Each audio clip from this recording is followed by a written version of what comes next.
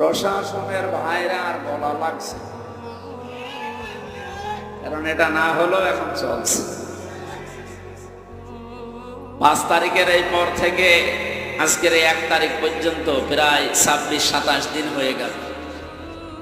এই 26 দিনে যতগুলো অনুষ্ঠান করেছি, একটাতেও কোনো পাহারাদার হিসাবে প্রশাসনের কাউকে লাগে না, অথচ কোনো জায়গায় বিশৃঙ্খলা হয়েছে আমি শুনিনি।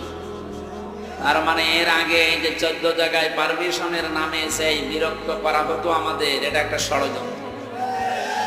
কোরআনে কারীম যেন মানুষ শুনতে না পারে, এর কাছে আসতে না পারে, তার একটা দুর্বিসন্ধি চলছিল। ওইভাবে যদি বারবার বিরক্ত করা হয়, মানুষ আস্তে আস্তে কোরআনের পথ থেকে সরে যাবে। কে বুদ্ধি দিয়েছিল?